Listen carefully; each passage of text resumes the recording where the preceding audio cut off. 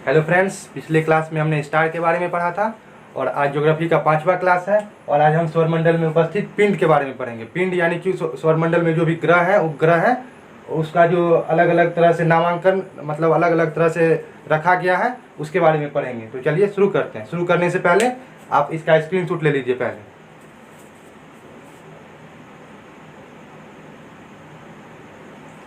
चलिए शुरू करते हैं। सौरमंडल के पिंड के बारे में पढ़ना है हमें। सौरमंडल के पिंड को जो है 3 भागों में बांटा गया है। ठीक है, सौरमंडल के पिंड को 3 भागों में बांटा गया है। 3 भाग कौन कौन है? तो परंपरागत ग्रह, बौने ग्रह और लघु सौरमंडल पिंड। ठीक है, और 3 भागों में तो बांटा गया है, लेकिन ये 3 भागों में बांटा है किसने? तो वो IAU ने बांटा है। किसने? IAU ने प्राग सम्मेलन 2006 में बांटा है। ठीक है, और ये IAU क्या है ये हमने पिछले क्लास में बता दिया था। इंटरनेशनल एस्ट्रोनॉमिकल यूनिट होता है। ठीक है, इसकी स्थापना कब हुई थी? 1919 में हुई थी। अंतर्राष्ट्रीय खगोल शास्त्री होता है इसका, हिंदी में इसको बोलते हैं। ठीक है, इसके बारे में अगर आपने नहीं जानते हैं तो पिछला वीडियो देख लीजिए जा करके, आपको सब समझ में आ जाएगा। ठीक है, तो इसको जो है सौरमंडल में याद रखने के लिए 3 भागों में बांटा गया IAU के द्वारा प्राग सम्मेलन 2006 में। एक हो गया परंपरागत ग्रह, दूसरा हो गया बौना ग्रह और तीसरा लघु सौरमंडलीय पिंड। और परंपरागत ग्रह के अंदर जो है 9 ग्रह को रखा गया। ठीक है, 9 ग्रह, लेकिन एक ग्रह को जो है हटा दिया गया। क्यों हटा दिया गया परंपरागत ग्रह से, वो अभी हम बाद में जानेंगे। पहले हम कौन कौन सा ग्रह है ये जानते हैं।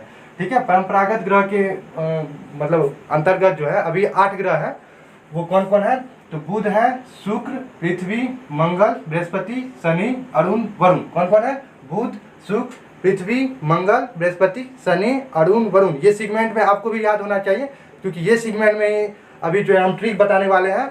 और ये अधिकतर स्टूडेंट को कंफ्यूजन रहता है कि इसके बारे में, कि साइज के अनुसार जो उसका क्या होगा, मतलब सीरीज क्या होगा, वेट के अनुसार क्या होगा, डेंसिटी के अनुसार क्या होगा, उसका भी हम बेहतरीन ट्रिक देने वाले हैं।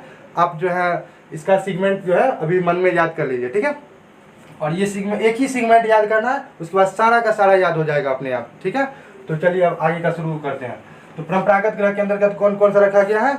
तो 8 ग्रह को रखा गया है। ठीक है, 9 ग्रह को रखा गया था, एक ग्रह को हटा दिया गया है। अभी फिलहाल कौन कौन से ग्रह है? तो बुध, शुक्र, पृथ्वी, मंगल, बृहस्पति, शनि, अरुण और वरुण। ठीक है, और बौने ग्रह के अंतर्गत किसको रखा गया है? प्लूटो, चेरन, सेरस और 2003 UB 313। ठीक है, कौन कौन सा है? Pluto, Charon, Ceres, 2003 UB 313। ठीक है, अब लघु सौरमंडलीय पिंड। लघु सौरमंडलीय यानी कि छोटे मोटे ग्रह जो होते हैं। ठीक है, छोटे मोटे जो ग्रह होते हैं उसके अंतर्गत रखा गया है धूमकेतु को, उपग्रह को और अन्य छोटे छोटे पिंड को रखा गया है। ठीक है, ये बहुत ही इंपॉर्टेंट है। 3 भागों में बांटा गया है। किसने बांटा है? IAU ने। कब बांटा? तो 2006 में। ठीक है, अब बात कर लेते हैं कि प्लूटो को जो है ना परंपरागत ग्रह की श्रेणी से कब हटा दिया गया। प्लूटो को पहले हम बताए थे हमने कि 9 ग्रह है, वो शुरू में था, लेकिन एक ग्रह प्लूटो को हटा दिया गया था। क्यों हटा दिया गया था अब जानते हैं। क्योंकि प्लूटो को इसलिए हटा दिया गया था क्योंकि प्लूटो जो है ग्रह की जो परिभाषा होती है ना, उसके लिए कुछ मतलब 3 पॉइंट होते हैं। ठीक है, ग्रह की परिभाषा के लिए 3 शर्त होता है। उस शर्त को जो है फॉलो नहीं कर रहा था प्लूटो। ठीक है, ये 3 शर्त कौन कौन सा होता है तो इसको जान लेते हैं हम। कि सूर्य की परिक्रमा जो है करना चाहिए, वो ग्रह की परिभाषा ये होता है। 3 शर्त को पूरा करना पड़ता है। पहला शर्त क्या होता है? तो उसे सूर्य की परिक्रमा करना होता है और उसमें गुरुत्वाकर्षण बल होना चाहिए।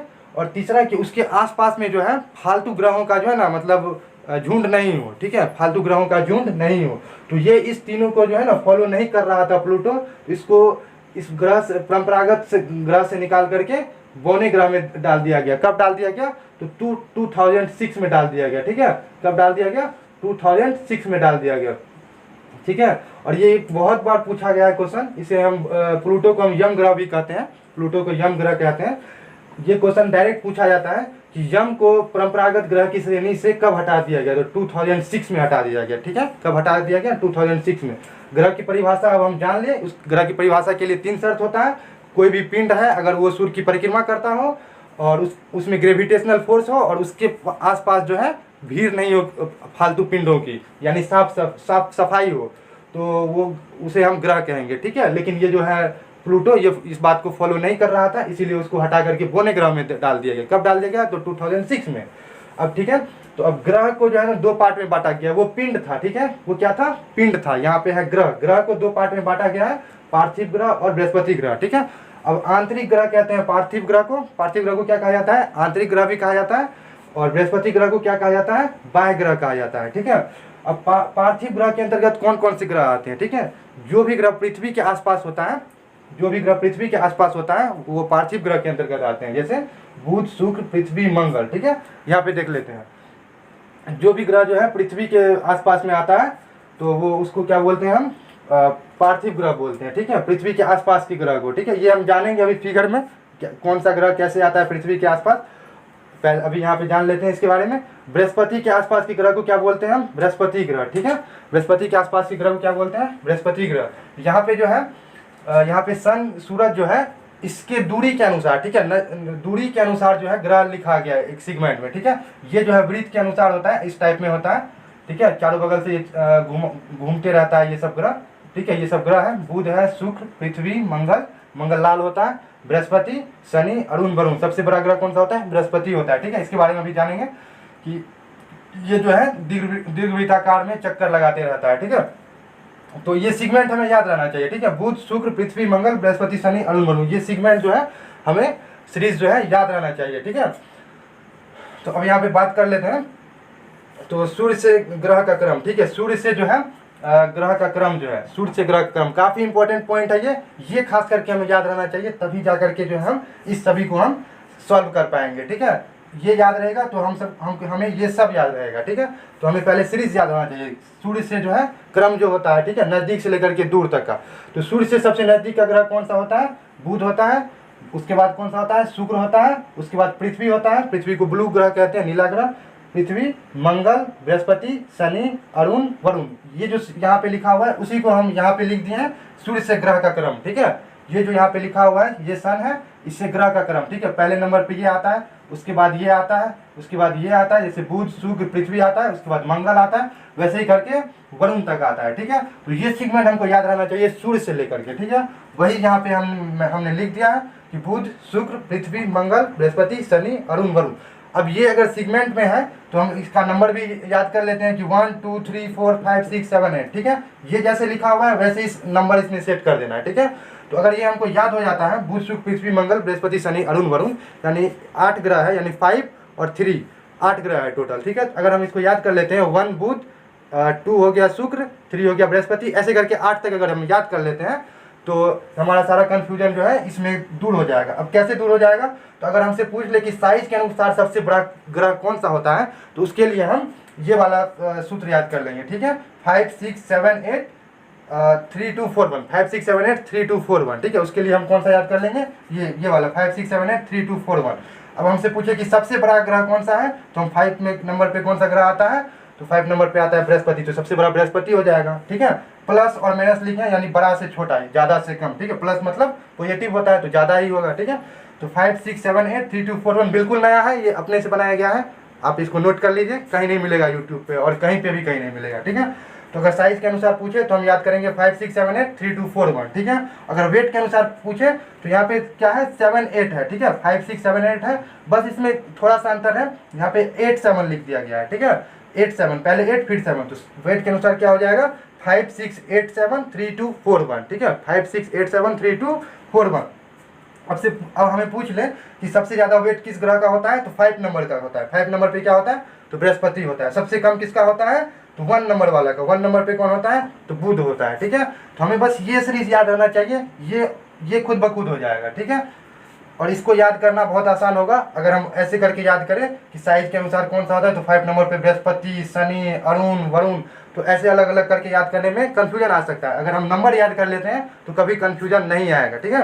तो अब बात कर लेते हैं घनत्व यानी डेंसिटी के अनुसार। डेंसिटी के अनुसार क्या हो जाएगा, 248 576, 248 576, ठीक है। अब परिक्रमण काल के अनुसार, परिक्रमण मतलब क्या होता है, परिक्रमण काल होता है और एक होता है परिभ्रमण काल। परिक्रमण काल का मतलब होता है कि सूर्य के चारों ओर चक्कर लगाना, ठीक है। कोई ग्रह जो है, कोई भी ग्रह जो होता है वो पहले अपने अक्ष पे चक्कर लगाता है, जैसे ये है, ये कोई ग्रह है तो ये पहले अपने अक्ष पे चक्कर लगाएगा, ठीक है। उसके बाद जो है अगर मान लेते हैं यहाँ पे बीच में सूर्य है और वो घूमते घूमते जो है वो सूर्य का भी चक्कर लगाएगा इस टाइप से, ठीक है, घूमते घूमते सूर्य का भी चक्कर लगाएगा, ठीक है। अगर हम बात करते हैं यहाँ पे परिक्रमण की, तो कोई ग्रह जो है घूमते घूमते जो है सूर्य का चक्कर लगाएगा तो उसे हम क्या बोलते हैं, परिक्रमण बोलते हैं, ठीक है। सूर्य यहाँ पे लिखा हुआ है परिक्रमण, परिक्रमण मतलब होता है सूर्य के चारों ओर घूमना, ठीक है। और परिभ्रमण क्या होता है, अपने अक्ष पे घूमना, ठीक है, अपने अक्ष पे घूमना क्या होता है, परिभ्रमण। और अगर ये घूमते घूमते घूमते घूमते सूर्य का चक्कर लगा रहा है तो उसका मतलब क्या होता है, परिक्रमण होता है, ठीक है। ये काफी कंफ्यूजन वाला पॉइंट होता है, इसको अच्छा से याद करना चाहिए हमें, ठीक है, ये अच्छा से याद कर लेना। हम बात कर लेते हैं परिक्रमण काल का, तो इसका हो जाएगा 87654321, क्या हो जाएगा परिक्रमण काल का, 87654321 हो जाएगा, ठीक है। और परिभ्रमण काल का क्या हो जाएगा, परिभ्रमण यानी कि अपने जगह पे घूमने वाला, ठीक है। तो अपने जगह पे सबसे पहले कौन घूमता है, तो 2 नंबर का ग्रह यानी कि शुक्र, ठीक है। परिभ्रमण वाला क्या हो जाएगा 21437865।